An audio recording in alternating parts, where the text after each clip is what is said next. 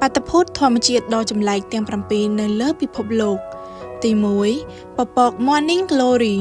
គឺជាបាតុភូតដ៏កម្របំផុតដែលអាចព្យាករណ៍ទុកជាមុនបានតែនៅកន្លែងមួយគត់លើពិភពលោក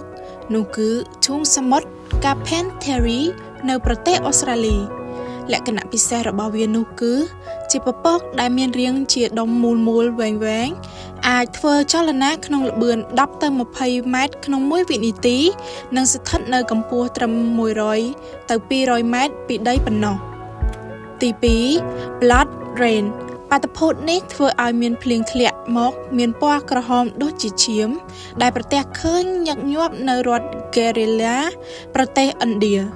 ដំបូងឡើយមនុស្សមានជំនឿថាវាជាប្រផ្នូលមិនល្អនោះទេ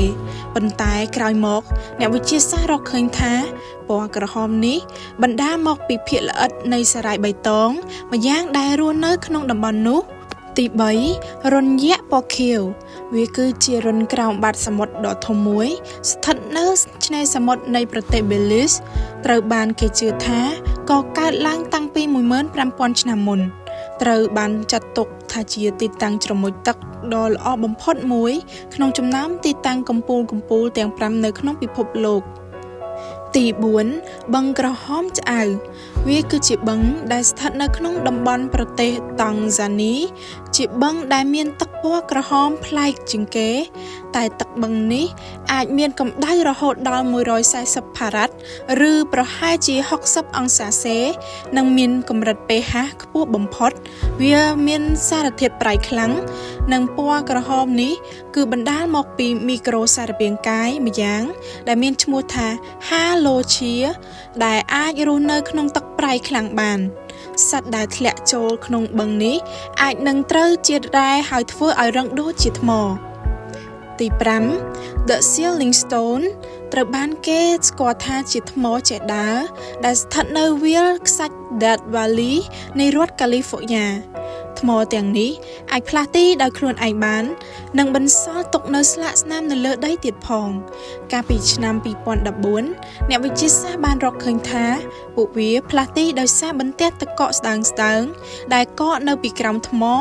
រួមផ្សំនឹងកម្លាំងខ្យល់ដែលរុញច្រានពួកវាទី6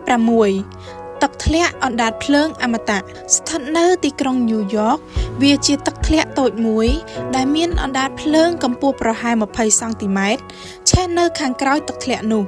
វាឆេះបានគឺដោយសារតែការភាយចេញនៅឧស្ម័នធម្មជាតិពីខាងក្រោមដីបើទោះជាវាត្រូវរលត់ដោយសារខ្យល់ឬទឹកក៏ដោយក៏អ្នកដើរកម្សាន្តតែងតែជួយអុជវាឲ្យឆេះឡើងវិញផងដែរទី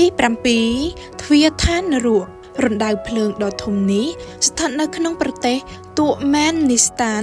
វាជារណ្ដៅឧស្ម័នដែលបានបាក់ស្រុតនៅឆ្នាំ1971ដើម្បីការពារកុំឲ្យឧស្ម័នពុលរីករាលត្បាតអ្នកភូកុបវិទ្យាបានសម្រេចចិត្តដុតវាចោលគេស្មានថាវានឹងអាចឆេះក្នុងរយៈពេលប៉ុន្មានសប្តាហ៍ហើយក៏រលត់ទៅវិញប៉ុន្តែផ្ទុយទៅវិញនោះវាបានឆេះជាប់គ្នារហូតដល់ជាង50ឆ្នាំមកហើយ